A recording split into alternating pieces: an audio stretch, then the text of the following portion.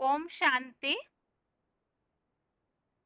भगवत गीता श्लोक क्लास में आज के श्लोक टेस्ट के लिए श्लोक नंबर है 10वें अध्याय का 20वां श्लोक, अध्याय 10 श्लोक नंबर 20 और पहले अध्याय का 17वें श्लोक से 19वें श्लोक तक।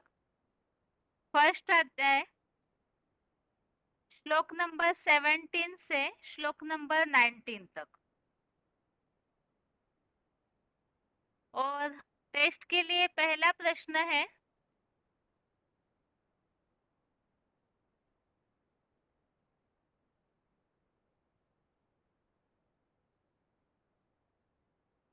शिखंडी के बारे में श्लोक में क्या जानकारी दी हुई है?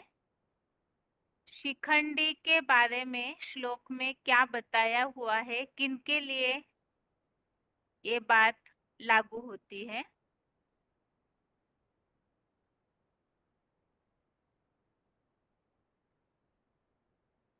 फोन अनम्यूट है।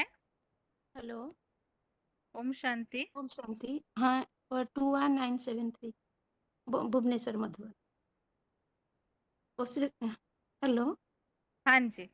हाँ, ये श्रीखंडी के बारे में बताया। पुरुषार्थी जीवन में जब छोटी कन्या थी, ये तो बड़ी माँ के बारे में बताया। वो गुलजार दादी को ज्ञान सुनाया था, इसलिए इनका यादगार है। जो छोटे छोटे कन्या है, भीष्म पितामह को बाण मारते हैं। भीष्म पितामह मतलब वही सन्यासी है ना, गुलजार दादी को बताया। ठीक है, श्लोक में जो बात आई हुई है वो बताइए। श्लोक में क्या लिखा हुआ है? श्रीखंडी के बारे में बताया। अ, चोटी की बीज रूपी ब्राह्मणी सो रुद्राणी जगदम्बा रूपी द्रुपद पुत्री श्रीखंडी। छोटे और सॉरी श्रीखंडी ने ढीठ और बदला लेने वाले दृढ़ निश्चय निर्लज पांडव की सेनापति ने, सॉरी ये तो धृष्टद्युम्न के बारे में बोला है। छोटी छोटी सी बीज रूपी ब्राह्मणी सो रुद्राणी जगदम्बा रूपी द्रौपद पुत्री है श्रीखंडी।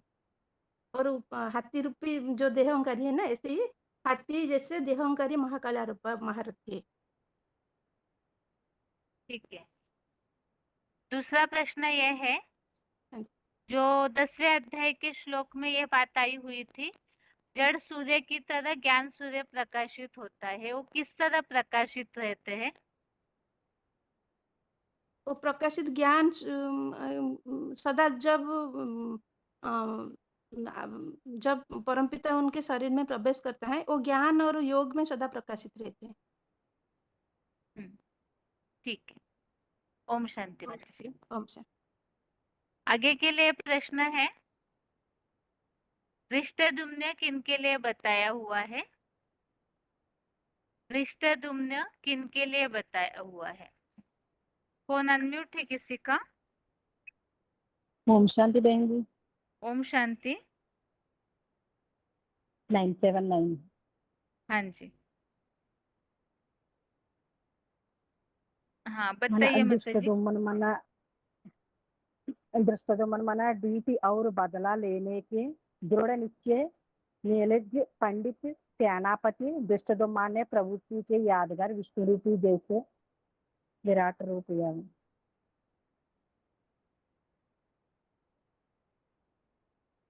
क्या बताया माता जी धृष्टद्युम्न के लिए? दृष्टदुम्न मना तीड और बदल लेने के दृढ़ निश्चय नीलज पांडवी सेनापति दृष्टदुम्न प्रवृत्ति के यादगार विष्णु रूपी जैसे। लोग पढ़े थे आप इसके पहले? हाँ पढ़े थे बहन जी। वास्तव में आगे जो पढ़ा ना आपने, प्रवृत्ति की यादगार विष्णु रूप, वो हाँ विराट हाँ राजा के हाँ लिए बताया हुआ है। हाँ विराट राजे अब मना आगे मना टीट और बस सेकंड उतना ही है। डीट और बदल लेने के। धृष्टद्युम्न के लिए हमने जो क्लिप सुना था उसके लिए बताइए, धृष्टद्युम्न बाबा ने किन के लिए बताया हुआ है? मन बीसीडी पॉइंट नहीं लेकर बहन दिस्त तो मन लोक मना के वो भी नीचे भी तो है ये ना। कामतिल्य नगर के ज्ञान यज्ञ कुंड से पैदा होता है। पांडवों की सेना का सेनापति गाया जाता है। बाबा भी कहते हैं तुम बच्चों की है रूहानी मिलिट्री वंडर अंडरग्राउंड गुप्त वैश्य हो। ये रूहानी मिलिट्री का मिसाल कौन है? शंकर से सेनापति। तो दृष्टद्युम्न कौन है? दुष्टदमन मना शंकर। ठीक है माताजी। ओम शांति। ये भी श्लोक। अगला प्रश्न है, पांडवों की सेना ने जब शंखनाद करना शुरू किया तो उसका प्रभाव कौरवों पर क्या पड़ता है? पांडव सेना जब शंखनाद करना शुरू करती है तो ये शंखनाद अर्थात क्या और उसका प्रभाव कौरवों पर क्या पड़ता है? कौन अनम्यूट है?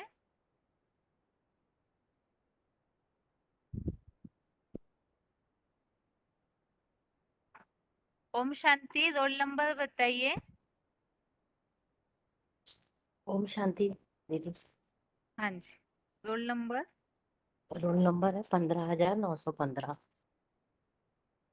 हाँ जी। क्वेश्चन क्या बोले दीदी? जब पांडव सेना शंख बजाती है तो ये शंख बजाना अर्थात क्या और इसका प्रभाव कौरव सेना पर क्या पड़ता है पांडवों के शंख बजाने से?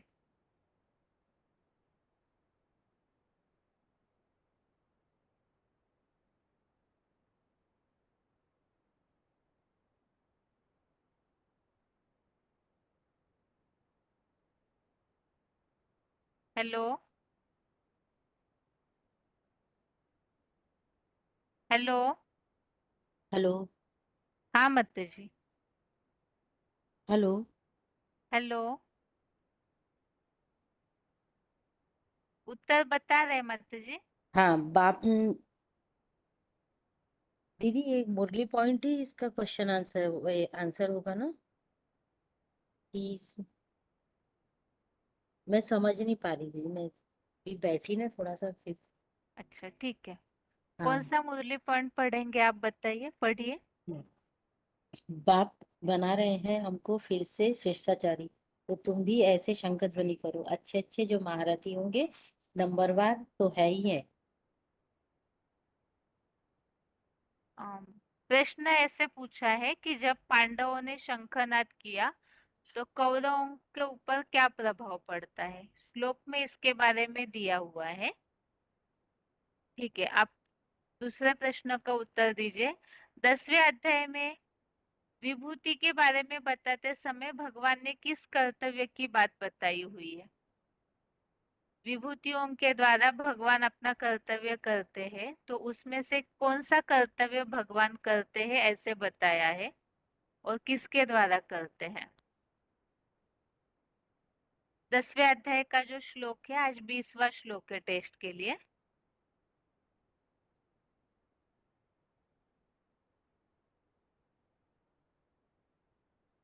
भूतानाम अनंतः इवस्य। हे निद्राजित अर्जुन, मैं आत्मा जड़ सूर्य मानिंदा प्रकाशित चेतन ज्ञान प्रकाश भंडारी शिव ज्योति सब प्राणियों के आधार योगीश्वर महादेव की योग ऊर्जा द्वारा स्थित हूँ और प्राणियों की मूर्तियों का आदि मध्य और हर बार कल्पांतकालीन महाविनाश में अनंत कर्ता मैं ही हूँ। अंत करता। अनंत, हाँ, अंत करता। ठीक है, क्या बताया है इसमें बताइए। ये बताया है कि योगेश्वर महादेव योग ऊर्जा द्वारा स्थित हूँ और प्राणियों आदि मध्य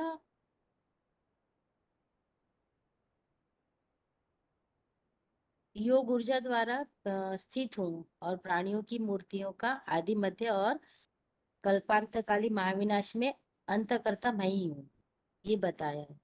ठीक है माता जी। ओम जड़ शांति। सूर्य मानिंदा प्रकाशित।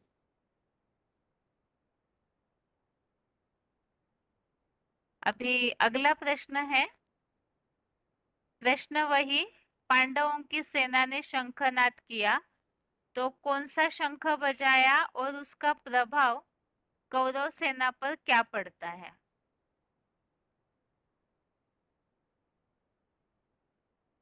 फोन अनम्यूट है किसी का?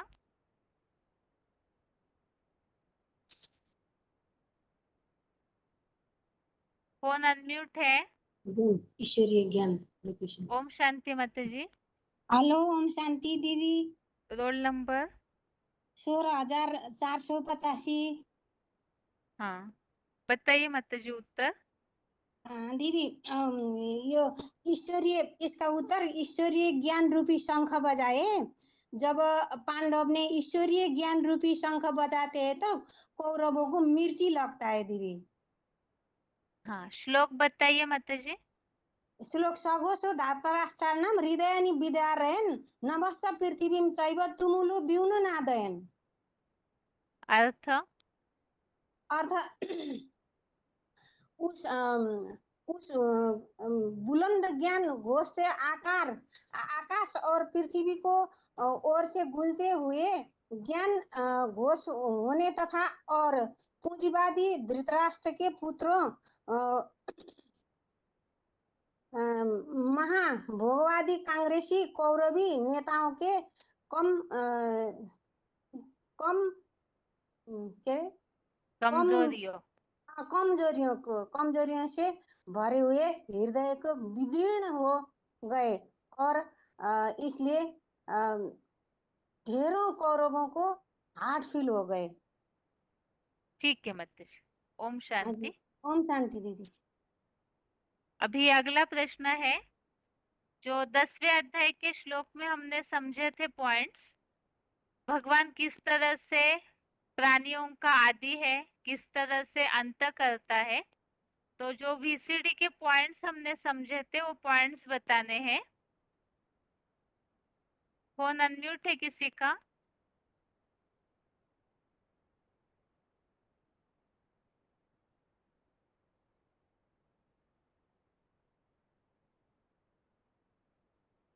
फोन अनम्यूट है किसी का? हेलो। ओम शांति। ओम शांति बहन जी। VCD 2329। सब प्राणियों का आधार, प्राणियों की मूर्तियों का आदिकर्ता। महाविनाश के समय जब सारी मनुष्य सृष्टि रूपी वृक्ष को आग लगती है तब सभी 500-700 करोड़ मनुष्य आत्माएं शरीर रूपी वस्त्र को छोड़कर अव्यक्त आत्मा बन जाते हैं और बिंदु रूपी आत्मा बनकर शंकर की तरफ जा रहे हैं। वो अव्यक्त स्टेज में रहने वाला साकार शरीरधारी भी है और अव्यक्त स्टेज वाला भी है शंकर महादेव, परंतु उनको इंद्रियों का बांध ही नहीं रहेगी। लिंग रूप में उसको दिखाई जाता है। महामृत्यु के समय ये सारे जड़ जंगम प्राणी उस एक शंकर में समा जाते हैं और नई सृष्टि में फिर वापस इस सृष्टि में आते हैं। जड़ पांच तत्वों के बनाए हुआ ये शरीर कलश हो जाती है। ठीक है, ये पॉइंट किस हिसाब से समझा था हमने? शंकर जो महादेव है वही पहला विभूति है भगवान की। उसी के द्वारा भगवान उत्पत्ति भी करते हैं और पालना भी करते हैं और अंत विनाश भी करते हैं। ठीक है माता जी। ओम शांति। ओम शांति बहन जी। अभी अगला प्रश्न है, अगला पॉइंट बताना है। फोन अनम्यूट है किसी का?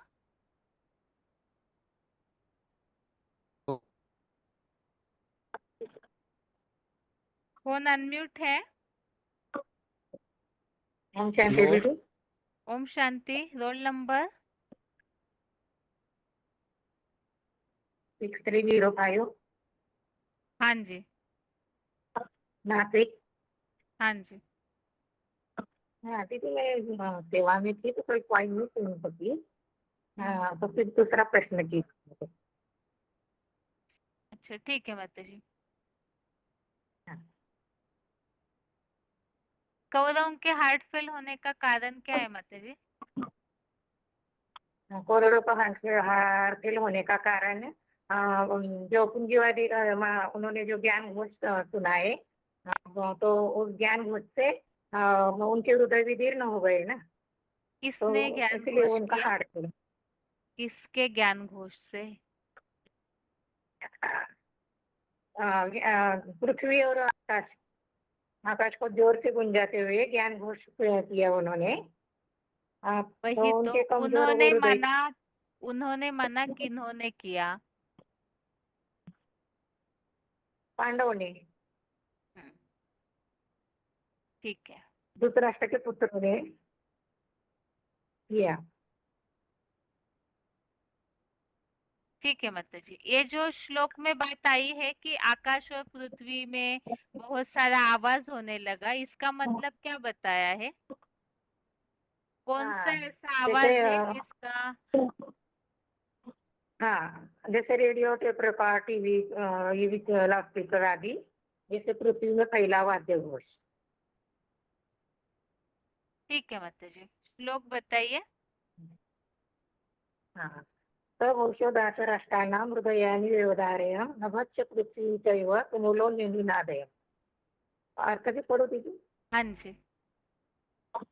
उस बुलंद ज्ञान घोष से आकाश और पृथ्वी जोर से गुंजाते हुए ज्ञान घोष होने लगा, और पूंजीवादी दूत रात्र के पुत्रों, महाभोगवादी कांग्रेसी कौरव नेताओं के कमजोरी से भरे हुए हृदय ही विदीर्ण हो गए, और इसीलिए ढेर कौरवों के हार से हो गए। ठीक है मुरली दीदी। पॉइंट भी बताइए नीचे का। हाँ, वो आकाशवाणी वाला।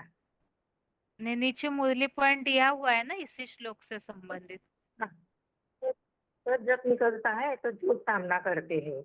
तुम पांडव को सच बताते हो तो कौरवों को जैसे मिर्ची लग जाती। ठीक है माता जी, ओम शांति। हम्म, हम्म।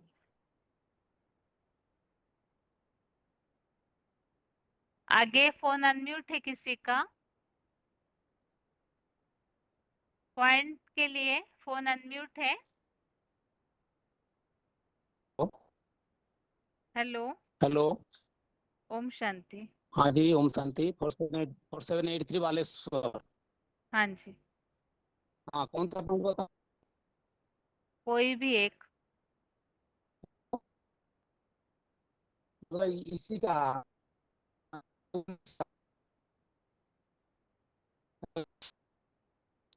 हेलो। हाँ जी,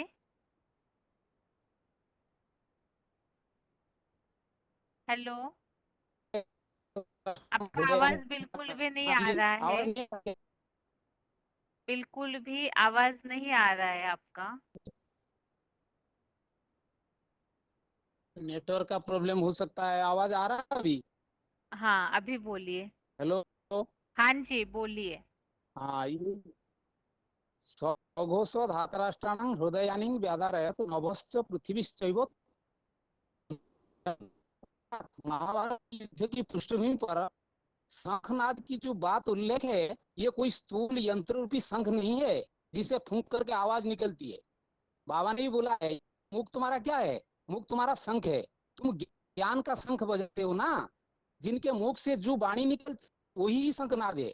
युद्ध से पहले अनेक प्रकार की वाणी रूपी शंख बजती है। पहले पहले पितामह भीष्म रूपी निवृत्ति मार्ग सन्यासियों के द्वारा सबसे बड़ा अज्ञानता रूपी शंखनाद हुआ कि भगवान सर्वव्यापी है, और अपने को शिवोहम और ब्रह्मास्मि वो कहने लगे, और भगवान को कहीं 10 अवतार, कहीं 24 अवतार कच्छ मच्छ में ठूक दिए। हठ पूर्वक पवित्रता को धारण करने वाली सन्यासियों ने भगवान को सर्वव्यापी और कल्प की आयु लाखों वर्ष बता दिए। तो ये सबसे बड़ा अज्ञानता जो विदेश में भी जाके फैला दिए कि पहले तो भारत में पाराडाइज था बोलते थे, परंतु ये सन्यासी ने विदेश जाकर वहां भी अज्ञानता फैला दी। अज्ञानता रूपी अंधकार टीवी में, अखबार में, पत्र पत्रिका में, शास्त्रों पुराण में, चैनल में, रेडियो में, जो भी गणमाध्यम संस्था है वो सब में आग में जैसे घी डालते हैं उसी तरह फैल गया। नतीजा क्या हुआ? सारा संसार में अज्ञानता का इतना व्यापकता हो गई, सब मनुष्य आत्मा ठोकर खाने लगे। तो उस टाइम अर्जुन रूपी मुकर्रर रथ में भगवान प्रवेश करके जो शंख बजाया, ऐसे तो बाबा ने पुनर्विमला में जिसके पद में आता हूँ उनका नाम ब्रह्मा रखना पड़े, तो ऐसे जो पंचमुखी ब्रह्मा है तो उसमें जो शंख बजती है जिसका नाम बताया कि पांचजन्य, तो पांचजन्य शंख बजा और पांडवों के जरिए जो अर्जुन से देवदत्त, भीम से पंडुरद्रुम्न और नकुल और सहदेव से माने पुष्प ये सघोष और मणिपुष्पक और आपका युधिष्ठिर से अनंत विजय, ये जो शंख बजी पांडवों के जरिए, जिस शंख नाद से कौरवों का हृदय विदीर्ण हो गया, हार्ट फेल हो गया, क्योंकि सच जो सामना करती है ना, झूठ सामना नहीं कर पाती है, उनको मिर्ची जैसे लग जाती है वहां ने बोला। तो ये बात हुई शंख बजने से, वो पांडव कौरव ने हार्ट फेल कर गए। हेलो, हाँ जी। आवाज आ रही है? हाँ जी। हाँ, और क्या था सवाल? 10वें अध्याय के 20वें श्लोक का कोई भी एक पॉइंट बताना था। अच्छा, 10वां अध्याय का, ठीक है, बोल रहा हूँ। तो 10वां अध्याय का 20 श्लोक जो अहम आत्मा घोड़ा के सर्वभूता स्थित अहम आदिश्च मध्यश्च भूतानाम अंतयवश्च, जबकि असल में माने ज्ञान सूर्य, चैतन्य ज्ञान सूर्य जो प्रकाश होता है वो कुछ तो मानिंद्य माने उसको कंपेयर किया गया जड़ सूर्य के साथ, तो वो सदाशिव कहा जाता है। तो शंकर वो सदाशिव हम नहीं कहेंगे। सदाशिव जब सृष्टि पर आता है तो सदाशिव के जो फॉलो करने वाले बच्चे हैं उनको सूर्यवंशी कहा जाता है। तो वो सूर्यवंशी बच्चे जानते हैं सृष्टि रंगमंच पर जो पाठ बजाने वाले आत्मा है, आत्माओं के बीच में कौन सी आत्मा है जो सबसे परे से परे स्टेज में रहने वाले है, सदा ज्ञान की रोशनी से भरपूर हुए, कभी भी अज्ञान के अंधकार में नहीं आता ना, उसकी मुख से कभी ऐसे अज्ञान की अंधकार की बात नहीं निकलती जिससे कि किसको माने अज्ञानता न आ जाए। इसीलिए वो सदैव क्या रहता है ना, आपका ज्ञान से रहित कभी नहीं रहता है, अज्ञानता की बात नहीं हो जाती है। ये था एक पॉइंट। ठीक है, और ठीक है। ओम शांति। ठीक है, ओम शांति।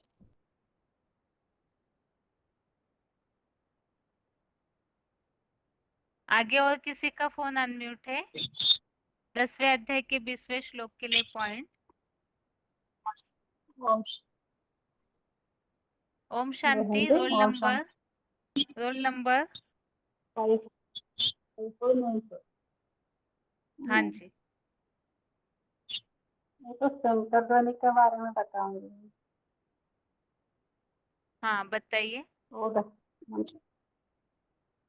शंकर ध्वनि से दिशा दहल होती।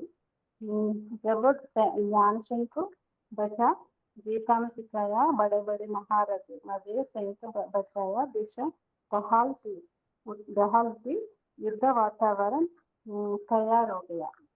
मानो अभी शांति वातावरण, अभी तो शांति वातावरण चल रहा है। महाभारत युद्ध तो सामने खड़ा हुआ है। युद्ध के देरी नहीं बचा रहे हैं। भगवान तो जब प्रत्यक्ष होता है शंकर ध्वनि चारों तरफ फैलता है। वास्तव में जो शंकर शुभ का सूचक है, वो विष्णु का हाथ में दिखाया, वास्तव में पुरुष का नहीं है, वो शुभ शुभ का सूचक। पुरुष सुबह का संकट बनी शंखनाद नहीं करते हैं। सभी पुरुष दुर्योधन दुशासन में उनका मुख से ये शुभ का वाणी अच्छा नहीं लगता। भले ज्ञान अच्छा से सुनाते हैं, लेकिन उसी ज्ञान ज्ञान जब कन्या के मुख द्वारा सुनाते हैं, सारे दुनिया में ध्वनि फैलता है।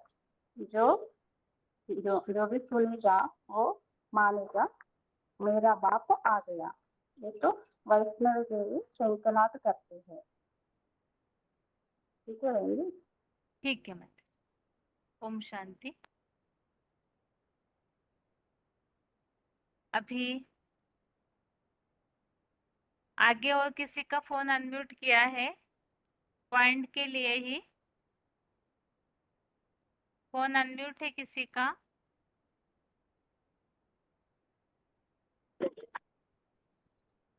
फोन अनम्यूट है। ओम शांति। Roll number? 22,707। हाँ जी। बाबा कहते हैं कि शांति दो प्रकार की होती है। एक एक वो है प्रजापिता। तो दूसरे कहा कि आत्मा को याद करना। तो कौन सी आत्मा को याद करना? क्या जड़ आत्मा या चेतन आत्मा? तो चेतन आत्मा तो उसे कहेंगे शरीर के साथ। तो कहे साकार और निराकार। तो कहे जो याद करते हैं साकार में निराकार को, वो है ब्रह्म समाकार। और जो ऊपर याद करते हैं वो है सूत्र संप्रदाय। तो कहे यही एक शांति शांति है। ये पॉइंट क्यों समझा था माता जी हमने?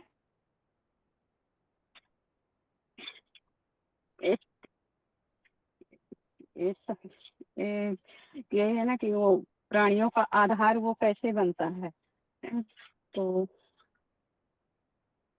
तो क्या आधार बात समझ में आई ये पॉइंट के अंध बाद? जिस वाक्य के लिए पॉइंट, हाँ, तो कौन सी बात इस पॉइंट तो से समझ में आई, बताइए। साकार में निराकार को याद करें तभी शांति धाम। मतलब ये शांति धाम में यदि जाएंगे तो साकार में निराकार को याद करेंगे तभी ही शांति धाम पा जाएंगे। तो वो जड़ है, वो ऊपर की शांति धाम को नहीं, यहाँ ही जिसके बाबा कहते हैं कि तुम बच्चे ही इस शांति धाम को यही उतार लोगे।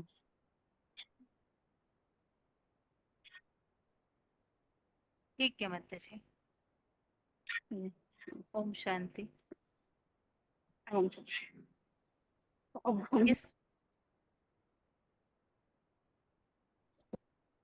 हेलो, क्या बोल रहे थे माता जी?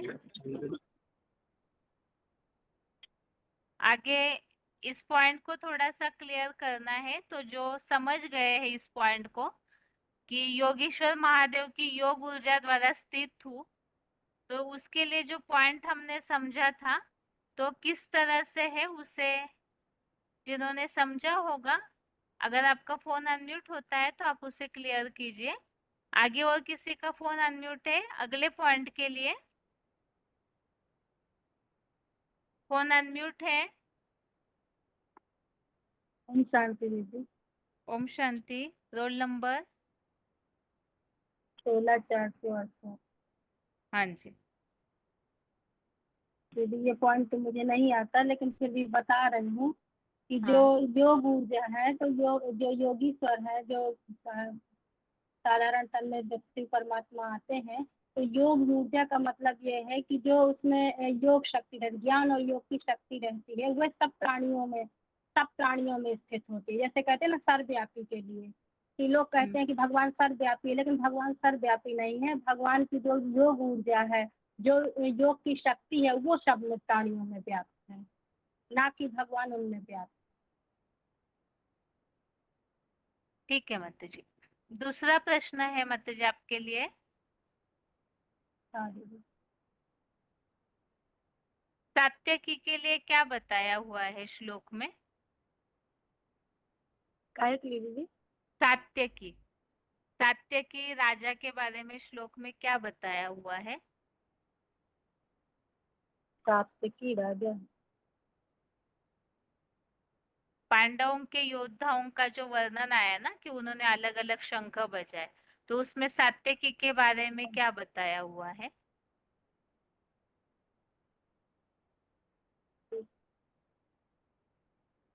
सात्विकी के बारे में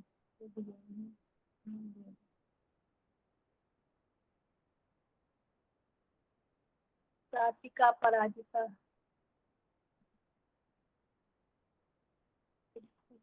सात्विका द्रुपद। सात्विका का बताया निश्चित ही ध्रुपद पाने वाला काम्पिल्य नगर का राजा, जो भूल से मित्रद्रोही भी था। द्रुपद ये द्रुपद का सात्विकी का बताया कि ये निश्चित ही ध्रुपद पाने वाला काम्पिल नगर का राजा, जो भूल से मित्रद्रोही भी था। मतलब गलत है उत्तर काम्पिल्य नगर माता का जी। जो राजा। काम्पिल्य नगर का राजा सात्यकी को बताया है या द्रुपद को? ये काम्पिल्य नगर कल का दीदी मैं राजा कौन है? कल दीदी दीदी कल क्लास नहीं की हूँ। अच्छा, ये चलेगा। निजामुद्दीन नगर का राजा तो जाते हैं। हाँ, क्लास ये करने की ये आवश्यकता नहीं, इधर सदस्य के श्लोक साथ में क्या लिखा मतलब हुआ है है। दीदी? हम्म सदस्य के साथ ही ठीक है हाँ, माता जी, सदस्य कल मैं पढ़ी बिल्कुल नहीं पढ़ी हूँ दीदी कल, इसीलिए आज। ठीक है ठीक है माता जी। दीदी, ठीक है दीदी, ओम शांति। हाँ, अभी अगला है जो पॉइंट बताया था, महादेव की योग ऊर्जा द्वारा स्थित हूँ। तो उस संबंधित जो हमने पॉइंट समझा है, अगर वो पॉइंट किसी को ठीक से समझ में आया है कि किस कारण से वैसे पॉइंट लिया है, तो अगर आपका फोन अनम्यूट होता है तो आप जरूर बताइए। आगे फोन अनम्यूट है किसी का? हेलो, ओम शांति। Hello roll number, roll hello number. हाँ 1647 16,147। हाँ जी, हाँ जी, ये जो पॉइंट है योग ऊर्जा का, बाबा ने बोला है 2 शांति धाम होते हैं। एक जो है ऊपर वाला जो, और शांति देवा माने उसमें जो शिव होता है वो निरंतर होता है। तो बाबा ने उसके निरंतर के लिए बोला है, जो मुझे जितना याद करता है मैं उसके साथ ही रहता हूँ। तो वो उसका घर हो गया ना। और तुम मुझे माने जितना याद करेंगे तो उतना ही मैं तुम्हारे साथ रहता हूँ। इसलिए फिर बाबा ने बोला जो ऊपर को याद करते हैं वो होते हैं शूद्र संप्रदाय, और जो मुझे साकार में याद करते, साकार में निराकार शिव को याद करते हैं वो होते ब्राह्मण संप्रदाय। ठीक है माता जी। रजा हाँ, दूसरा प्रश्न है माता जी। सही है क्या? सही। हाँ सही है, और थोड़ा सा स्पष्ट करना था जो सबको समझ में आए। स्पष्ट करना था। हाँ हाँ ठीक तो है माता जी। दूसरा हाँ प्रश्न है, दूसरा प्रश्न है आपके लिए। हाँ जी। अभिमन्यु के लिए श्लोक में क्या बताया हुआ है? अभिमन्यु और काशी के राज के लिए क्या बताया? काशी राज के लिए हाँ, अभिमन्यु जो था सुभद्रा पुत्र, महाभाव सुभद्रा पुत्र, पांडव जो अपना मामा वैसे ही अलौकिक बाप को लेकर बड़ा धुरंधर देह अभिमन्यु था। ऐसे अभिमन्यु ने धरणीश्वर चारों ओर फैली हुई दिशाओं के एडवांस ब्राह्मणों को आगे अलग का अलग प्रकार नहीं से पढ़िए, ठीक है आगे ठीक का संदर्भ ही अलग है। देखिए, सुभद्रा पुत्र का जो है ना, हाँ जी हाँ वो जी सिर्फ उधर तक ही है, ऐसे हाँ अभिमन्यु। अभिमन्यु बस, ठीक है। ये हाँ इसीलिए सभी से पढ़वा रहे क्योंकि बहुतों को हो सकता है कंफ्यूजन हो। जैसे इसके पहले की माता जी हाँ भी हाँ सात्यकी के लिए पढ़ने के लिए द्रुपद राजा का पढ़े, तो इसलिए पता होना चाहिए नहीं कौन हाँ किस सदा बात सब के लिए कौन सा हाँ जरूर क्लैरिफिकेशन है। ठीक है, काशी राज के लिए हाँ। बताइए क्या बताया है?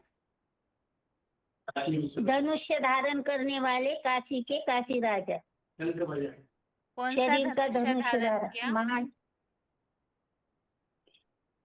पुरुषार्थ रूपी धनुष्य, हाथी जैसा देहांकारी। नहीं, वो तो आगे का हो। ठीक है माता जी। ओम शांति। हाँ, ओम शांति। आगे के लिए प्रश्न है,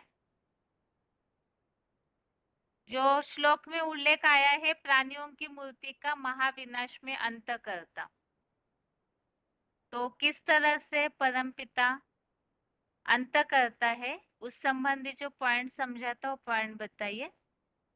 फोन अनम्यूट है, फोन अनम्यूट है किसी का? हेलो दीदी, ओम शांति। Roll number? 15,818 है दीदी। हाँ जी। पहले तो मैं ये बताऊंगी कि योगेश्वर महादेव की योग ऊर्जा द्वारा स्थित, तो इसका क्लैरिफिकेशन दूंगी कि शांति धाम में तो 2 होते हैं, शांति घर मतलब 2 हैं। तो एक तो शांति देवा है जहाँ मनुष्य सृष्टि का बाप है, ठीक है। दूसरा प्रजापिता, जिसको कहा है प्रजापिता।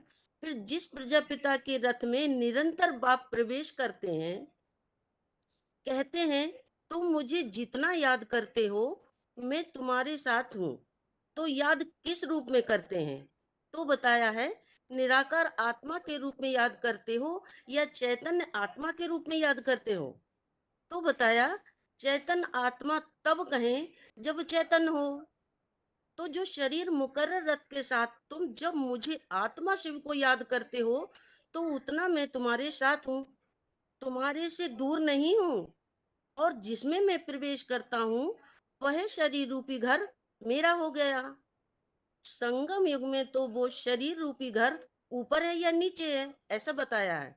तो इसलिए कहा है मेरे को ऊपर याद जो करते हैं वह है शूद्र संप्रदाय, और जो मुझे नीचे याद करते हैं, माना इस साकार सृष्टि पर मैं आया हुआ हूँ शिव सुप्रीम सोल, तो जो मुझे साकार में याद करते हैं वो इस सृष्टि पर है क्या? ब्रह्म संप्रदाय, ये बताया है। ब्राह्मण संप्रदाय। हाँ। और जो अभी आपने जो दूसरा प्रश्न किया है दीदी कि सब प्राणियों का आधार, माना प्राणियों की मूर्तियों का आदि करता है, यही पूछा ना? हाँ जी।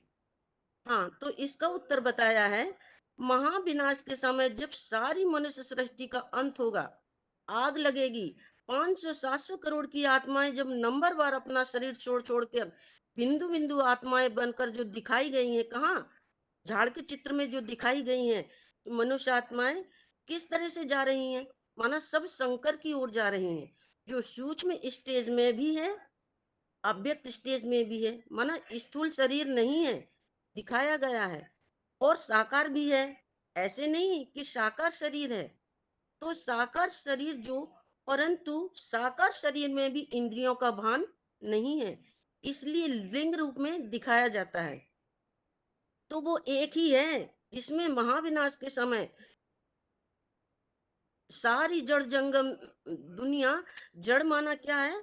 तो वो एक ही है जिसमें जड़ जंगम माना पृथ्वी, जल, वायु, अग्नि, आकाश, और जगत माना चैतन्य, जगम माना चैतन्य आत्माएं, पशु पक्षी प्राणी, जिसमें शरीर बनता है ना, उसमें सबकी आत्माएं भी उसमें 5 तत्वों का जो शरीर है उस ज्योति बिंदु में समा जाती हैं।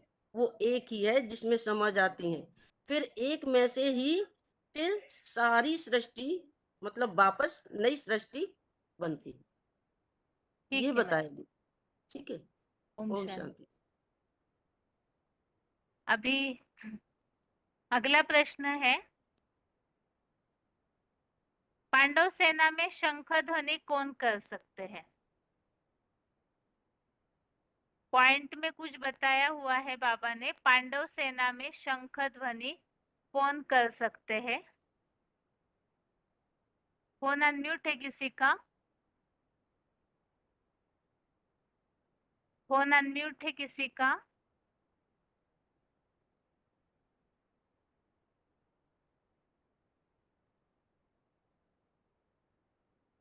आगे फोन अनम्यूट है किसी का?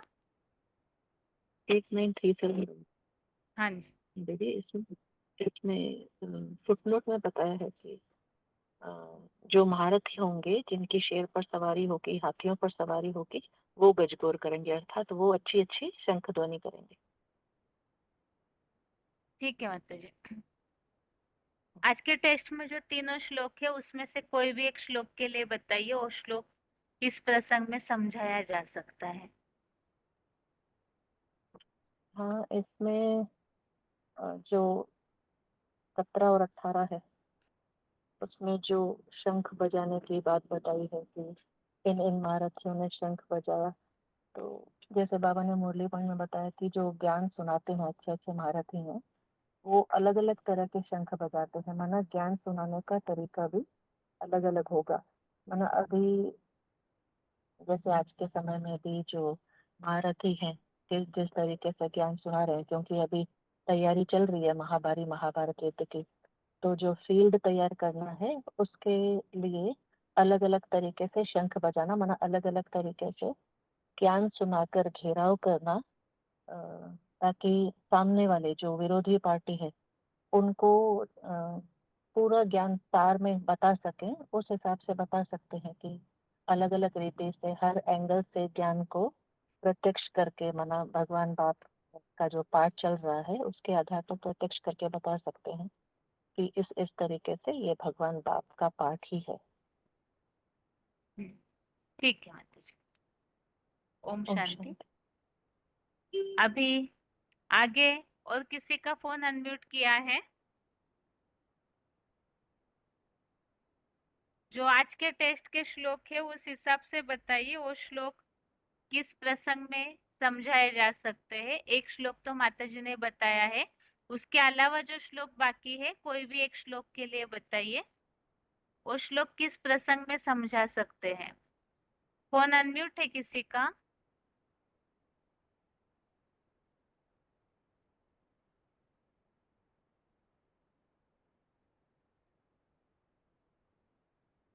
फोन अनम्यूट है किसी का?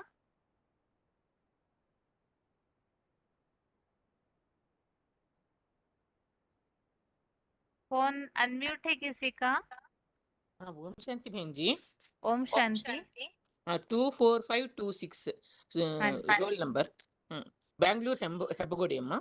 बहन जी, आप 10वें अध्याय का 20वां श्लोक बता सकती हूँ? किस संदर्भ में बता सकती हैं इसके बारे में? हाँ जी। इस श्लोक में क्या बताया? अहमात्मा गुडाकेश सर्वभूतास्य स्थितः अहमादिश्च मध्यं च भूतानां अन्त एव च। माना सदा सदा शिव बाप हमसे बताते हैं, मैं सब प्राणियों में महादेव की योग ऊर्जा द्वारा स्थित हूँ और प्राणियों की आदि मध्य और अंतकर्ता भी मैं हूँ, ऐसा बताया है।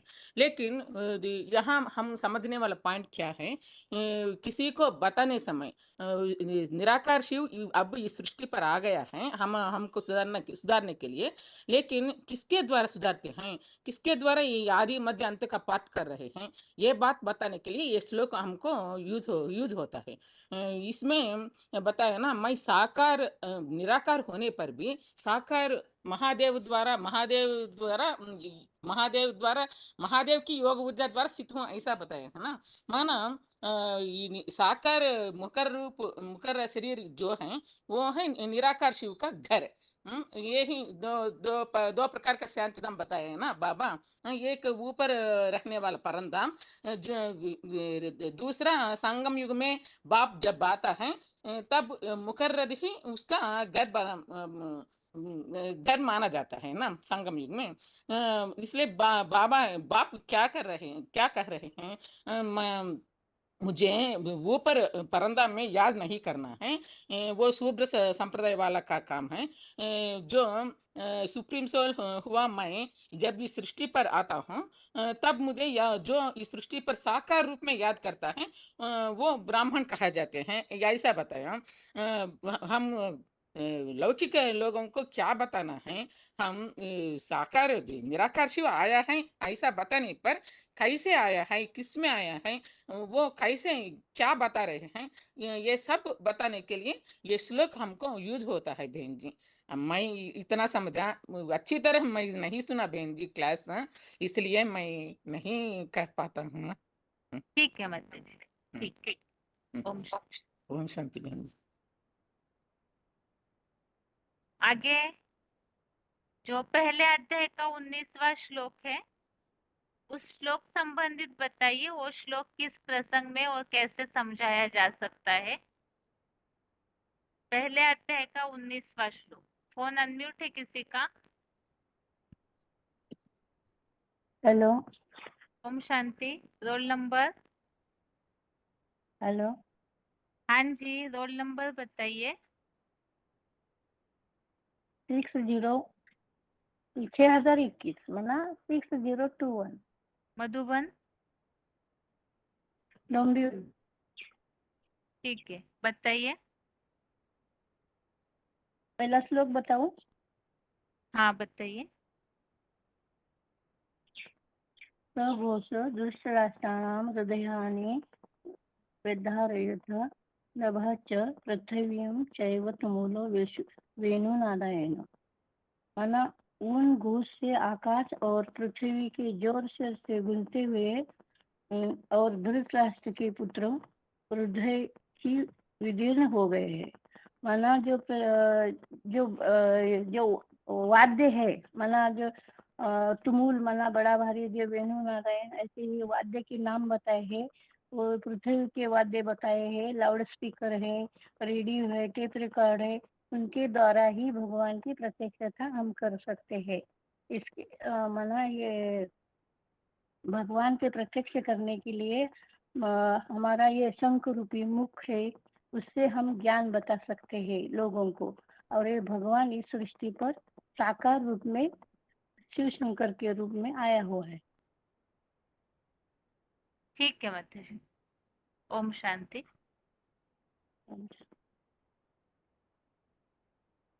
आगे और किसी का फोन अनम्यूट किया है इसी प्रश्न के उत्तर के लिए? फोन अनम्यूट है? ओम शांति। दीदी 21/411 इंदौर मधुबन। हाँ जी। इसमें बोला गया ये जो घोष चल रहा है, ये किस समय की बात है? महाभारत का जो युद्ध है इस समय पे जो इसी समय की बात है कि जिस समय पे जो साधन होते हैं वो कि जैसे आकाशवाणी, वेद और वेबसाइट और रेडियो, टेप रिकॉर्डर, इन सब से जो गानी निकलती है, भयंकर तरह तरह के घोष होते हैं, उस समय पे जो ज्ञान की बात बताते, कौन बताते? पांडव बताते हैं। सभी किनको बताते हैं? कौरवों को बताते हैं, है ना? तो जब ये सच्चाई सामने आती है तो उनका हृदय विदीर्ण हो जाता है और हार्ट फेल होने लगते हैं उनके। जो इसके लिए जो ये श्लोक, जो इस श्लोक को बोल रहा हूँ, उच्चारण कर रहा हूँ, सघोषो धात राष्ट्रम हृदयानि वेदारत नभस्य पृथ्वी चेव तुमलो व्यनुनान दयन। अर्थात उस बुलंद ज्ञान घोष से आकाश और पृथ्वी को दोनों जोर से गुंजाय करते हुए ज्ञान का घोष होने लगा। तो पूंजीवादी धृतराष्ट्र के पुत्र जो है, जो महाभोगी कौरव कांग्रेस नेता और कमजोरी से भरे हुए, उन सब के हृदय विदीर्ण होने लगे दीदी। ठीक है। और इससे इन्हें कौरवों को मिर्ची लगती है। ठीक। ओम जी, ओम शांति। शांति। अभी हाथ सभी का नीचे किया है।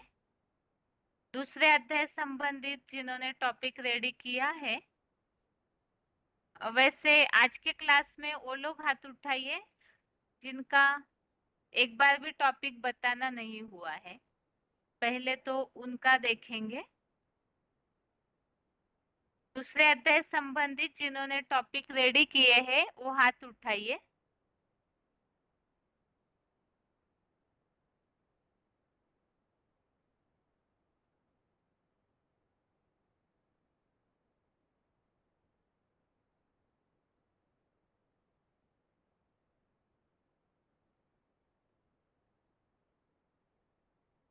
फोन अनम्यूट है किसी का?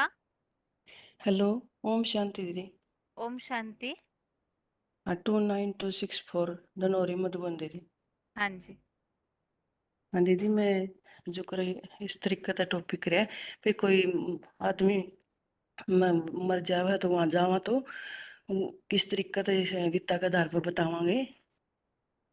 तो ये भाई उनको ये समझाओगे भाई, कोई व्यक्ति मर जाता है तो रोवा है, लाले दुखी हो जावा है, तो उनको समझाने के लिए कहेंगे कि भी या तो आत्मा तो अजर अमर अविनाशी है। गीता में बताया है कि भी ये तो न शस्त्र काट सकती, न हवा सुखा सकती, न अग्नि जला सकती और न ही पानी भिगो सकता।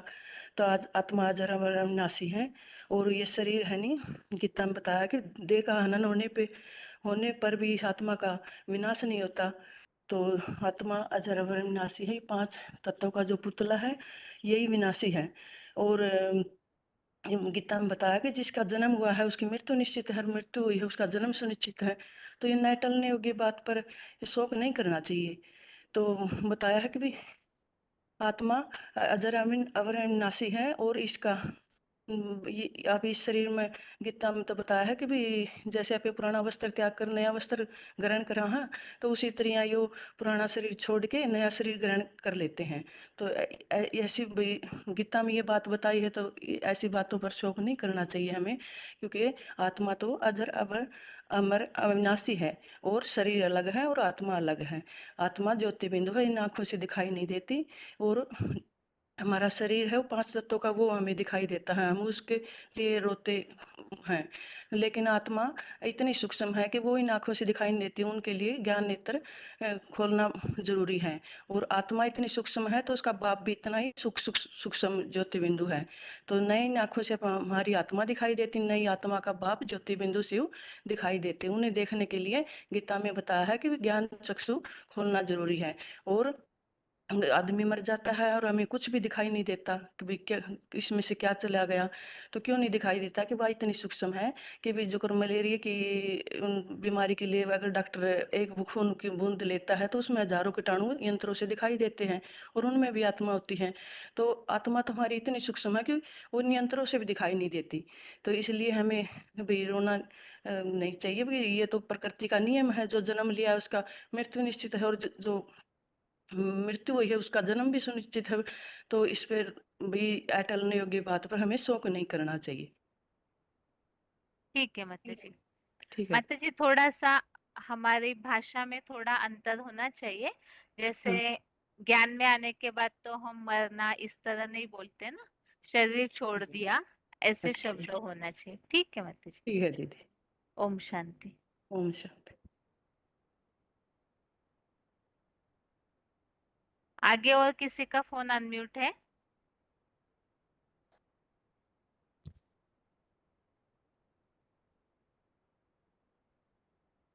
हेलो। ओम शांति। ओम शांति माता जी। हाँ, मैंने जो तैयार किया है वो है व्यवसाय आत्मिका बुद्धि, जो श्लोक नंबर 41 में जो लिया है। तो इसमें बोला है, एक में जाना हमारा लक्ष्य है, नर से नारायण। अनेक में जाना अलक्ष्य है, मतलब किसी में प्राप्ति नहीं मिलता है। तो इसके लिए व्यवसाय आत्मिका बुद्धि, आज के दुनिया में लक्ष्य एक में रहने से अपना प्राप्ति पूरा कर सकते हैं। जब मन बुद्धि अनेकों में जाते हैं उसको अव्यवसायी का बुद्धि, क्योंकि ईश्वर एक है, एक ही ईश्वर जो है वो श्रेष्ठ भरण पोषण करता है। जो आत्मा को जानते हैं, आत्मा परमात्मा का बच्चे है, तो परमात्मा जिस रूप में हमें बताते हैं उसमें जाने से हम श्रेष्ठ के ब्लेसिंग्स के लिए पात्र बन जाते हैं।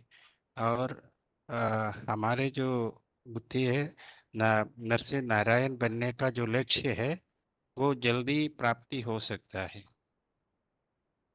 तो इसमें हमारा मन हमेशा चंचल है स्टार्टिंग से, क्योंकि वो मन का एक नेचर है, वो हमेशा चंचल रहता है। लेकिन उसको प्रैक्टिस से और एक में जो समर्पित करने से, समर्पण बुद्धि, उसी में हमारा स्थिर बुद्धि हो जाते हैं। इसके लिए बाबा ने एक छोटी सी मकोड़े का उदाहरण दिया था। मकोड़े जो है वो छोटे प्राणी को पकड़ के अपने पास रखते हैं और उसको घुमाते हैं, तो वो कुछ टाइम में अपने जैसे बन जाते हैं। तो हम भी वैसे उस उदाहरण से अगर आगे चलेगा, एक भगवान में हमारे मन बुद्धि को स्थिर कर सकते हैं, तो हमारा लक्ष्य प्राप्ति जल्दी हो सकता है और आसानी से हो सकता है। बाकी जो हम हठ योग जाते हैं या कुछ और जाते हैं, आजकल जो दुनिया में योग समझते हैं वो हठ योग, शरीर रूपी हठ योग में जाते हैं। लेकिन जो योग बोलते हैं वो योग जिसमें परम पिता से मन बुद्धि से एक में हमेशा रहने से, प्रैक्टिस से हम उसमें जाते हैं और उसी की प्राप्ति हो जाते हैं। तो इनके उदाहरण में उन्होंने 42, 43, 44 में बोला है, जो वेद आदि में ज़्यादा श्रद्धा वालू है उसके आगे कुछ नहीं है, वो उनको अज्ञान में वो क्या करते हैं, वो भोग भोग में जाते हैं, 36 प्रकार के भोग में जाते हैं। लेकिन ये सब अ, अ, अ, फलश्रुति बोलते हैं, उसी में अपने श्रद्धा कंसंट्रेट करते हैं, तो वो होते हैं मशीनरी। तो बाह्य वाला निष्ठा है, तो अभी वो उनको गीता में बोलते हैं अविभंचिता, जो अज्ञान है। तो अज्ञान स्वर्ग प्राप्ति, जन्म फल प्राप्ति, भोग ऐश्वर्य लक्ष्य, क्रिया विशेष बहुल, यागादि पूजा, ये सब जो है एक फूले हुए पेड़ के जैसे है, लेकिन उसमें फल नहीं है। फल होना है तो वो क्योंकि ऐसे फल नहीं है, तो मतलब उसको बोलते हैं अपहृत चेतसा। अपहृत चेतसा तो वो सब भक्ति की भावना है। लेकिन ज्ञान की भावना से अगर आप भगवान की प्राप्ति करना है, तो भगवान जैसे बोला है उस श्रीमत पे चलो, उनके जैसे पुरुषार्थ करो, एक ही में लक्ष्य रखो, तो नरसिंह नारायण बनना इसी बन जाते हैं। और उसके फल प्राप्ति में आपको स्वर्ग जल्दी मिल सकते हैं, और वो अनायास मिल सकता है।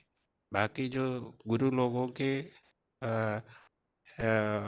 बातों में चलेगा, तो आपका मन जो है वो अपहृत करेंगे, और आपका जो है वो फल नहीं दे सकता है। भगवान की प्राप्ति के लिए भगवान जैसे बोला है वैसे चलना है, तो आपका फल भी हो सकता है।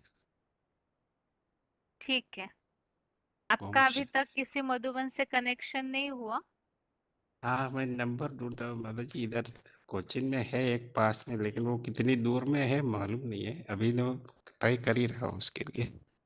आप जनरल नंबर जो है ना 98 वाला, आप उसमें कांटेक्ट करके पूछ लीजिएगा आपके आसपास का मधुबन।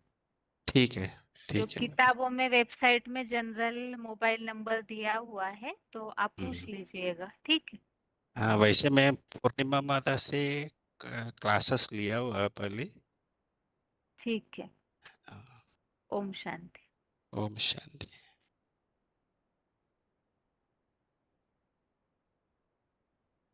आगे और किसी का फोन अनम्यूट है?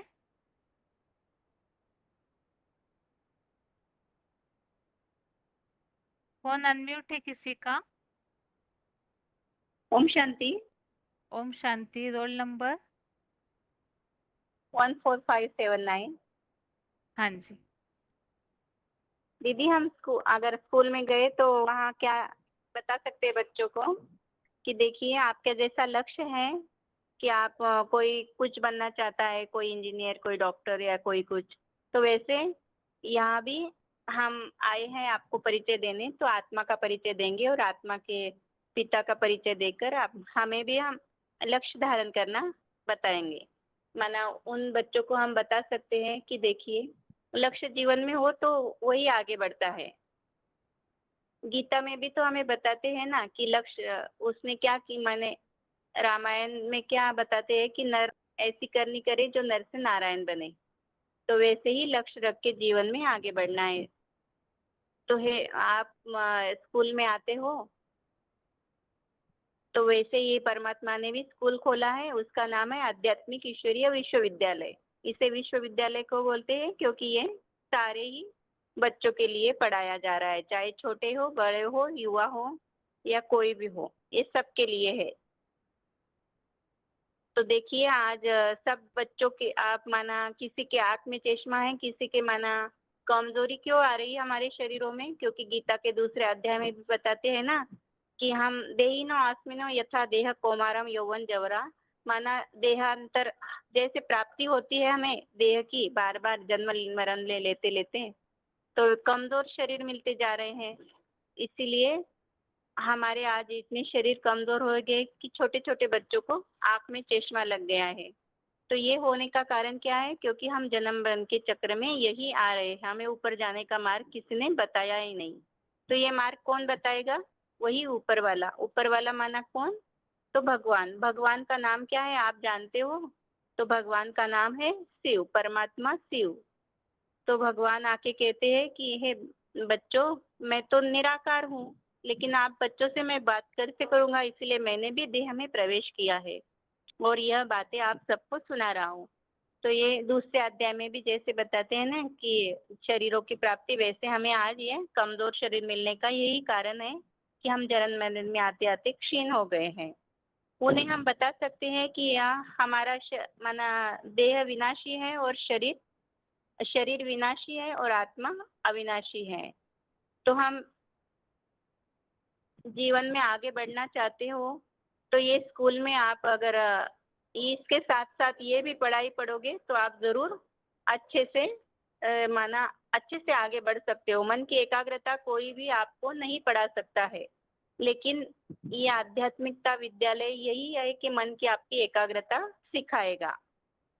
हमें गीता में भी तो सुनाते हैं ना कि दूसरे अध्याय में कि हे बच्चों, माना हे आत्माओं, तुम अपने अगर लक्ष्य को तुम अपने जीवन में अगर लक्ष्य रख के आगे बढ़ो तो जरूर तुम आगे बढ़ सकते हो। और ये कमजोर होने का मनाई ना ही आ रहा है दीदी, बस इतना ही आ रहा है। ठीक है माता जी, अगली बार थोड़ा और अच्छे से कीजिएगा। हाँ, ओम शांति। ओम शांति। आगे और किसी का फोन अनम्यूट है? हेलो, ओम शांति। हेलो। ओम शांति। हाँ, ओम शांति दीदी। 26,576 दीदी। हाँ जी। हाँ, धनौरी से है दीदी। हाँ जी। हाँ, जैसे भगवान अर्जुन से कह रहे हैं भाई ये है विकारों का युद्ध, माया का विकारों का युद्ध, ये कोई असलियत में युद्ध नहीं है। तो ये मोह के संबंध में आकर अर्जुन युद्ध के लिए मना कर रहे हैं। तो भगवान कहते हैं कि ये अर्जुन सत्य होते, ये अपकीर्ति तेरे में कहाँ से आई? नपुंसक मत बनो, युद्ध के लिए भी खड़े हो। फिर अर्जुन भाई युद्ध के लिए कहो, ये ताऊ चाचा मामा दादा साले सबके सब है, इनसे मैं युद्ध कैसे करूं? ये मेरे गुरुजन हैं, इनको मार कर मैं भी अन्न नहीं भोगना चाहता है। तो फिर भगवान को है कि ये युद्ध करना तेरे लिए सब प्रकार से श्रेष्ठ है, क्योंकि जीतेगा तो पृथ्वी पर सारे विश्व का मालिक बनेगा, और यदि मर भी जाएगा तो स्वर्ग को भोगेगा। है फिर 9 से 10 में है भी ये ये शरीर तो विनाशी है, शरीर तो विनाशी है, आत्मा विनाशी है। भाई शरीर विनाशी है, आत्मा विनाशी है, इसके लिए तुझे शोक नहीं करना, क्योंकि ये शरीर तो भी आज है कल नहीं रहेगा, और आत्मा ऐसी है भी सदा रहे भी, ये तो अजन्म अविनाशी है, इसको कोई कोई कोई विनाश नहीं कर सकता। मेरे ज्यादा याद नहीं होता दीदी, मेरे को तो थोड़ा याद हो गया। ठीक है माता जी। हाँ, ओम शांति दीदी।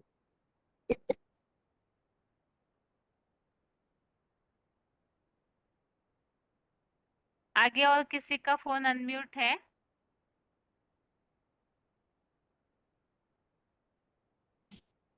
हेलो, ओम शांति। रोल ओम नंबर? शांति।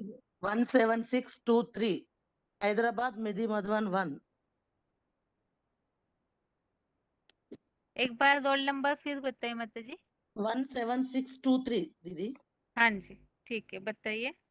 हमारा टॉपिक है स्वधर्म के बिना क्षत्रियों के लिए अन्य मार्ग नहीं है। इसके लिए लागू होने वाला श्लोक बताती हूँ। मना स्वधर्म में टिकना मना 5 विकारों से युद्ध करना। इसके लिए 2/31 में बताया, स्वधर्म के अलावा अपनी आत्मा के क्षात्र धर्म को देखकर विचलित होना योग्य नहीं है, क्योंकि धर्म युद्ध के सिवाय क्षत्रिय के लिए दूसरा कल्याण नहीं है।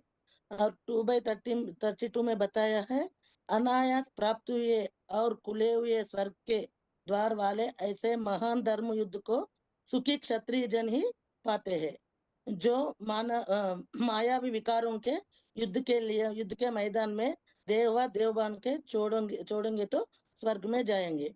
मना स्थूल युद्ध के लिए नहीं बताया, मना स्वरथ के लिए बताया। स्वरथ होने से पांच विकार आता है, पांच विकार को मिटाने से मना भगवान के पास जा सकते हैं। और युद्ध नहीं करने से क्या होगा, मना यह धार्मिक युद्ध नहीं करेगा तो स्वधर्म और कीर्ति को नष्ट करके पाप का भागी बनेगा। मना पाप का भागी मना हम भगवान को अच्छी तरह से नहीं पहचानेंगे, मना भगवान के ऊपर विश्वास नहीं रखेंगे तो स्वर्ग में नहीं जाएंगे। ऐसे इसके लिए बताया है 2/34 में बताया है, मैं और लोग निरंतर तेरी अपकीर्ति के करेंगे और सम्मानित व्यक्ति के लिए अपकीर्ति मौत से बढ़कर है। मना भगवान को नहीं पहचान के विश्वास नहीं करे तो मना निश्चय अनिश्चय चक्र में आते हैं, संशय आते रहते हैं, इसलिए भगवान ने बताया है। और माता 2/30 जी, आप सिर्फ अर्थ पढ़ने वाले हैं क्या? नहीं, एक्चुअली ये बताया था कि एक टॉपिक लेकर के उस पे बताना है, जैसे कि मनुष्य जीवन में ये सारी बातें कैसे लागू कर सकते हैं।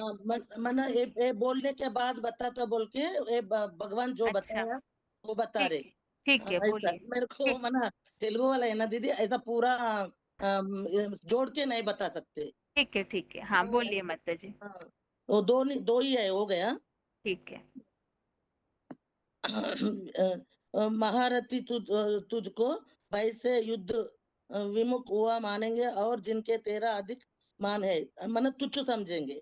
और 2/30 में भी बताया है, और तेरे विरोधी तेरे समर्थ की निंदा करते हुए बहुत सी अनकहनी बातें बोलेंगे, उससे बढ़कर और क्या दुख होगा, माना इससे बढ़कर क्या दुख होगा।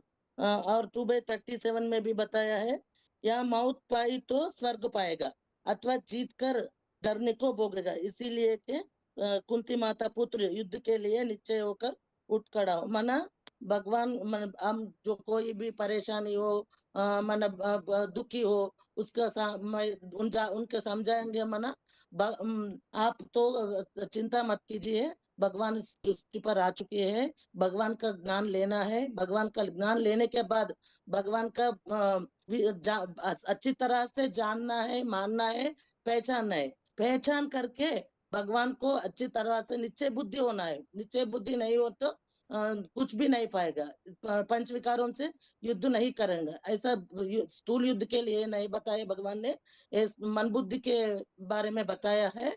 मना पांच विकारों को कैसा जीत पाना है, मना अब व्यभिचारी याद, मना एक को याद करके मन मना भाव से याद करने से बुद्धि स्थिरियम हो जाता है। बुद्धि स्थिरियम हो जाता है तो स्वधर्म में टिक जाते हैं। मना बुद्धि स्थिर हो जाए तो अपने आप ही सब कुछ होता है। इसके लिए बाबा ने बोला है, घर बैठे भगवान मिलता है। आध्यात्मिक विश्वविद्यालय में आने के बाद घर बैठे भगवान मिलता है। भगवान मिला मना सब कुछ मिला, मना मांगने की दरकार नहीं होता, भगवान ही सब कुछ देता है। इसके लिए अर्जुन के लिए भगवान ने बोला है, युद्ध निश्चय होकर खड़ा हो, युद्ध करो। युद्ध करने का मतलब है पांच विकारों से युद्ध करना है। ये पांच विकार कैसा आता है, मना देह समझने से पांच विकार आता है, इसको मिटाने के बाद में ही स्वधर्म में टिक जाते हैं, तब तक नहीं टिक जाता है। इसलिए इसके लिए भगवान ने बताया कि ये एक अर्जुन के लिए नए है, सभी अर्जुन ज्ञान अर्जुन करने वाला अर्जुन है, वो सभी लोग आध्यात्मिक विश्वविद्यालय में आकर ज्ञान लेना है, जरूर भगवान को पहचान के जान के मान के भगवान के श्रीमत पर चलना है तो स्वर्ग में जाएगा।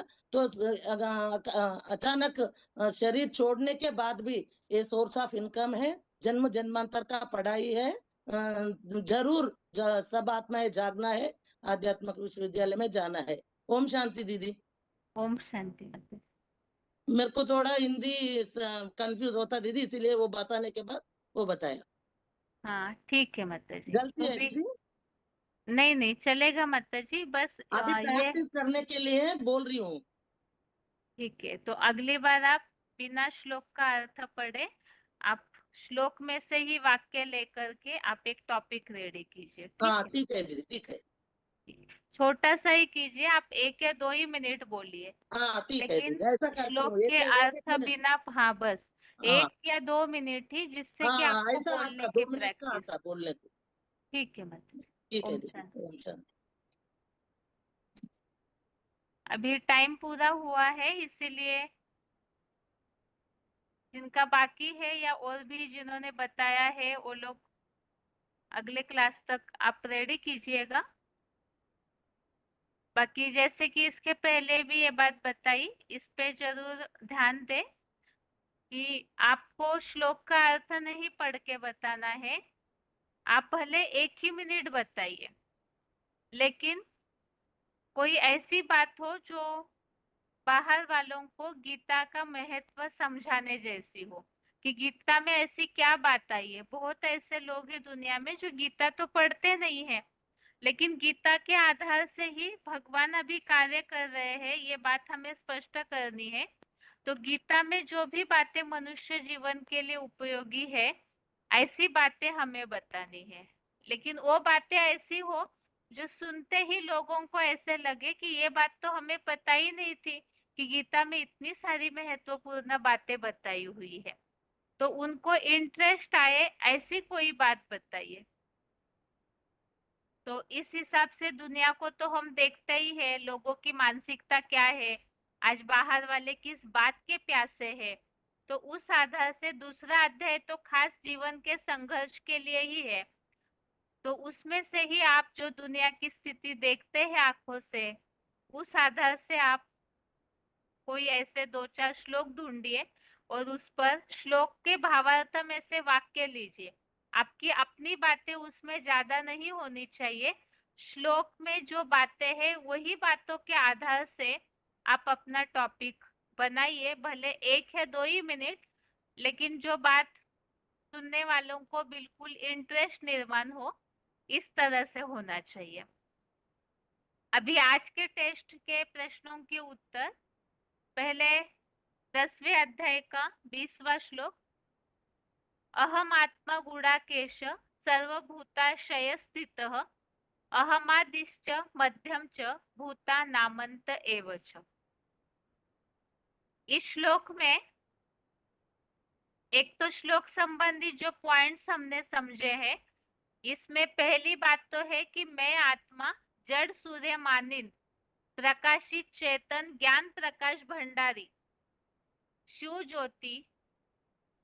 तो जो चैतन्य ज्ञान सूर्य है वो सदैव ही, जैसे आसमान में जो जड़ सूर्य है वो सदैव प्रकाश देता है, तो इसी तरह से जो चैतन्य ज्ञान सूर्य है वो भी सदैव रोशनी वाला है।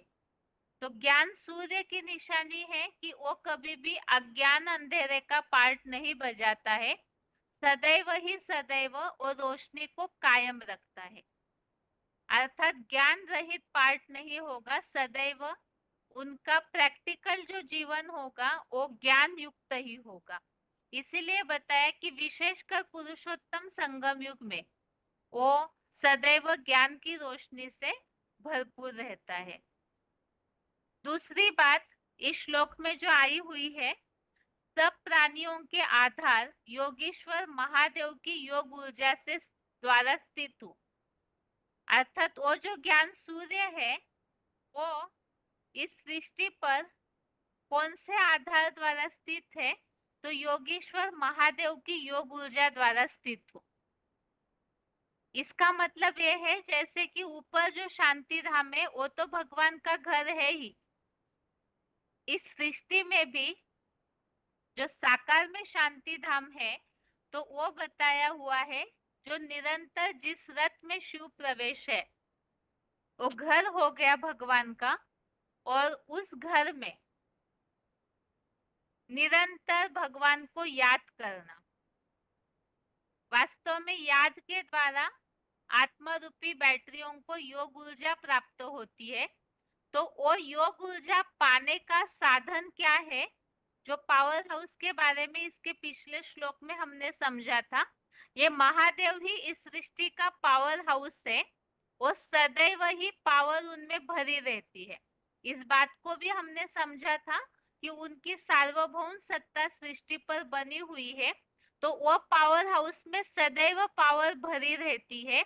तो परम पिता उनके द्वारा उनको ऐसी योग ऊर्जा की ताकत महादेव को मिलती है, वो योग से अपनी सारी शक्ति परम पिता शिव से खींच लेते हैं। तो वो योग ऊर्जा ही वास्तव में परम पिता शिव है। और उसके द्वारा, वो योग ऊर्जा के द्वारा ही सारी सृष्टि का आधार बना हुआ है। अर्थात जितना उनसे जुड़े रहेंगे, सारे प्राणी मात्र जितना महादेव से जुड़े रहेंगे, तो उनका वो पावर उनको मिलती रहेगी। तो वो जुड़े रहेंगे, अर्थात जो बताया, जितना तुम बच्चे मुझे याद करते हो उतना मैं तुम बच्चों के साथ हूँ। अगर ऊपर याद किया तो शूद्र संप्रदाय है, तो इसी सृष्टि पर जो साकार में परम धाम उतार लेते हैं, तो उस शांति धाम या उस साकार को याद करना, वो वास्तव में ब्राह्मण है। तो सब प्राणियों का आधार क्या हुआ? जिस आधार के द्वारा परम पिता इस सृष्टि पर स्थित रहते हैं, सब प्राणियों के लिए आधार हो गया वास्तव में भगवान परम पिता शिव। लेकिन परम पिता शिव के लिए अपना साकार तन नहीं है, तो वो महादेव का आधार लेते हैं। और महादेव के द्वारा, महादेव सृष्टि का आधार कैसे बनते हैं? तो याद की ऊर्जा के द्वारा, योग की ऊर्जा के द्वारा।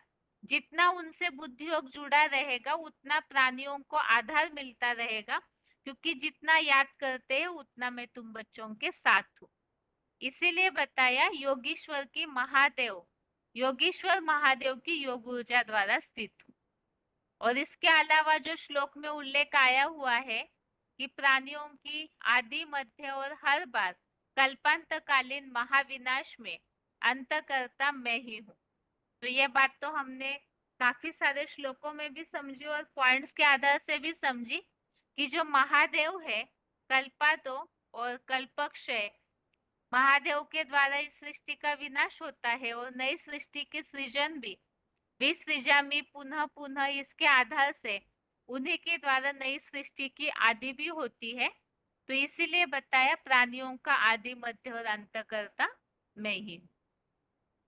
अभी पहले अध्याय का श्लोक 17 और 18वां श्लोक। काश्यस्य परमेश्वासः शिखंडी च महारथः दृष्टद्युम्न विराटश्च सात्यकिश्च पराजितः द्रुपदो द्रौपदेयाश्च सर्वशः पृथ्वीपते सौभद्रश्च महाबाहु शंखान दद्मु पृथक पृथक। इस श्लोक में जो नया किताब बना हुआ है, जो अभी हम पढ़ते हैं रोज, तो इस श्लोक की किताब में हर एक के लिए, हर बात के लिए ज्यादातर बेहद के हिसाब से भी बताया हुआ है कि यहाँ जो महाभारत युद्ध हो रहा है, विशेषकर पहले अध्याय में तो ज्यादातर महारथियों के नाम दिए हुए हैं। तो इस पुरुषोत्तम संगम युग में वो महारथी प्रैक्टिकल में कौन है, उनके लिए इशारा देने वाली सारी बातें बताई हुई है। तो ये श्लोकों को ध्यान से पढ़ने से काफी सारी बातें हमें महाभारत युद्ध की क्लियर हो सकती है। सबसे पहले तो जो भी बातें लिखी हुई है क्लैरिफिकेशन वाले अर्थ की, तो इस पे बहुत गौर से पढ़ना होगा, क्योंकि वाक्यांश इस तरह से सेट किया हुआ है आगे और पीछे, जो शिव बाबा ने ये सब बातें समझाई है। तो हमें इस बात को ध्यान से पढ़ना होगा कि किन के लिए कौन सी बात बताई हुई है। तो आज जैसे क्लास में ऐसे हुआ है कि कईयों को पता नहीं चल रहा है कौन सी बात किसके लिए है, तो जरूर आप श्लोक पढ़ने के बाद, जिस दिन क्लास में श्लोक पढ़ते हैं उसी दिन आप अगर एक दो बार इस श्लोक को पढ़ेंगे, क्योंकि कुछ कुछ श्लोक बहुत बड़े अर्थ वाले हैं, लेकिन अगर वो श्लोक को समझ के पढ़ेंगे तो ये अर्थ तुरंत ही याद हो सकता है। सबसे पहले काशीराज की बात आई हुई है, काशी के काशीराज। तो उनके लिए क्या बताया है? दैहिक पुरुषार्थ रूपी महान शरीर का धनुष धारण करने वाले काशी के काशीराज ने। दूसरा बताया हुआ है शिखंडी। तो शिखंडी के लिए क्या बताया है? हाथी जैसी देहहंकारी महाकाली रूपा महारथी। शिखंडी भी महारथी है, तो वो महाकाली रूपा महारथी चोटी की बीज रूपा ब्राह्मणी सो रुद्रानी जगत अम्बा रूपी द्रुपद पुत्री शिखंडी। तो ये बताया हुआ है जगदम्बा के हिसाब से कि वो महारथी भी है, महाकाली का रूप धारण करने वाली शिखंडी, उन्हीं को द्रुपद पुत्री, और वही चोटी की बीज रूप ब्राह्मणी अर्थात बीज रूप आत्माओं में वो सबसे ऊंची चोटी की बीज रूप ब्राह्मणी है, रुद्रानी भी है और जगत अम्बा माँ के लिए ये बात बताई। ऐसे ही बताया धृष्टद्युम्न। तो इनके आगे जो बात लिखी हुई है, धीट और बदला लेने के दृढ़ निश्चयी निर्लज्ज पांडव सेनापति धृष्टद्युम्न। आगे विराट राजा के लिए प्रवृत्ति की यादगार विष्णु रूप जैसा विराट। अगला है अपराजित, किसी से कभी पराजित न होने वाला अपराजित। सात्यकी के लिए बताया सदा सत्य के साथी सात्यकी। द्रुपद राजा के लिए इसके पहले बताया हुआ है निश्चित ही ध्रुव पद पाने वाला कांपिल्य नगर का राजा, जो भूल से मित्रद्रोही भी था। और आगे है द्रौपदी के सूर्य प्लस चंद्र, बौद्धि, सन्यासी, सिख रूप पांचों पुत्रों ने। और आगे महाभाऊ सुभद्रा पुत्र अभिमन्यु, तो पांडवों का अति प्रिय महाभाऊ सुभद्रा पुत्र, जो अपने मामा वैसे ही अलौकिक बाप को लेकर बड़ा धुरंधर देह अभिमानी था, ऐसे अभिमन्यु। तो इस तरह से ये सारे महारथियों ने ही शंख बजाए, और इसके अलावा चारों ओर फैली हुई दिशाओं के एडवांस ब्राह्मणों ने अलग अलग प्रकार के ईश्वरीय एडवांस गीता ज्ञान के सनसनी भरे मुख रूपी शंख बजाए। तो यहाँ सभी अलग अलग प्रकार का शंख बजाते हैं 5 पांडवों के अलावा। तो मुख्य तो 5 पांडव है, और इसके अलावा शंख कौन बजा सकते हैं उसके लिए पूछा था। तो यहाँ पॉइंट में बताया हुआ है अच्छी शंख ध्वनि कौन करे, बड़ी बड़ी अच्छी जो महारथी होंगे, शेर पर सवारी, हाथियों पर सवारी होगी, वो गजोर करेंगे। अर्थात जो ऊंचे पद पाने वाले हैं, जैसे मुरलियों में भी बाबा बताते हैं कि जो जितना सेवा करेंगे, संदेश देंगे, ज्ञान में निकालेंगे आत्माओं को, तो उतना उनका प्रजा, उनकी दुनिया भी तो तैयार होती है। और यहाँ तो मुख्य बात है बाप को प्रत्यक्ष करने की। तो जो महारथी जितने बड़े, उतना ज्यादा ज्ञान का शंखनाद करेंगे, शंख ध्वनि करेंगे। और धृष्टद्युम्न के लिए जैसे पूछा था किन के लिए बताया है, तो श्लोक में तो पांडव सेना का सेनापति बताया है, और मुरली के हिसाब से बाबा ने जैसे बताया शंकर है रूहानी मिलिट्री का मार्शल। तो धृष्टद्युम्न अर्थात पांडव सेना का सेनापति अर्थात रूहानी मिलिट्री मार्शल शंकर। और विराट के लिए बताया हुआ है जो विष्णु है वही विराट रूप धारण करते हैं। इसके अलावा 19वां श्लोक, सघोषो धार्तराष्ट्राणां हृदयानि व्यदारयत् नभश्च पृथ्वीं चैव तुमुलो व्यनुनादयन्। इस श्लोक में यह प्रश्न पूछा था, पांडव सेना के शंखनाद का कौरवों पर क्या असर होता है। अर्थात जितना जितना एडवांस ब्राह्मण चारों ओर ज्ञान का शंखनाद करेंगे, तो जो कौरव संप्रदाय वाले हैं उन पर क्या असर होता है, वो बताया कि उस बुलंद ज्ञान घोष से आकाश और पृथ्वी को जोर से गुंजाते हुए ज्ञान घोष होने लगा, और पूंजीवादी धृतराष्ट्र के पुत्रों, महाभोगवादी कांग्रेसी कौरव नेताओं के कमजोरियों से भरे हुए हृदय विदीर्ण हो गए, और इसीलिए ढेरों कौरवों के हार्ट फेल हो गए। इस संबंधी जो हमने पॉइंट समझा था, शंख ध्वनि से सारा जो आवाज फैलता है तो शंख ध्वनि के बाद चारों तरफ दुनिया दहल जाती है, दिशाएं दहल उठी और कौरवों के जो हृदय है वो विदीर्ण हो गए।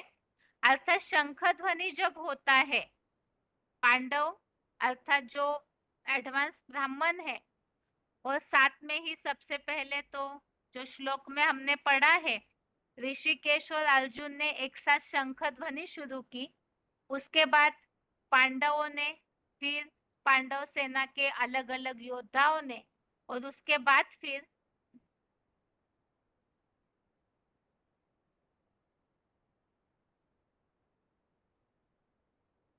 तो पांडव सेना के बाद फिर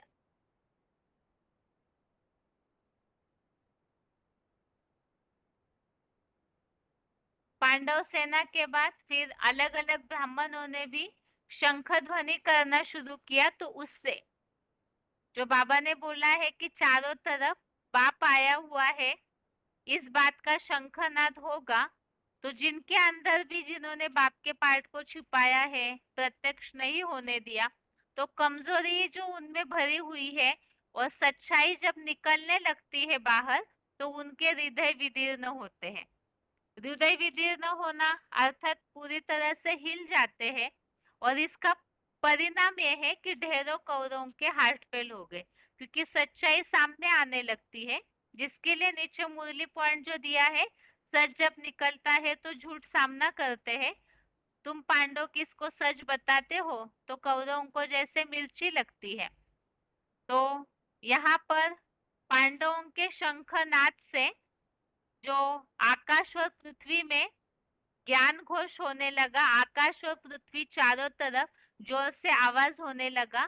तो ज्ञान का शंख बजाते हैं तो वो आवाज तो इस तरह से नहीं फैलता है जिस तरह महाभारत युद्ध में शास्त्रों में बताया, बल्कि इसके लिए यहाँ जो शिव बाबा ने स्पष्टीकरण बताया है कि आकाशवाणी केंद्र, website, radio, TV, loud speaker अर्थात जितने भी विज्ञान के साधन है, उनसे चारों तरफ ये बात जब फैल जाएगी, ज्ञान का शंखनाद होगा, चारों तरफ बाप आया हुआ है, इस बात का आवाज फैल जाता है।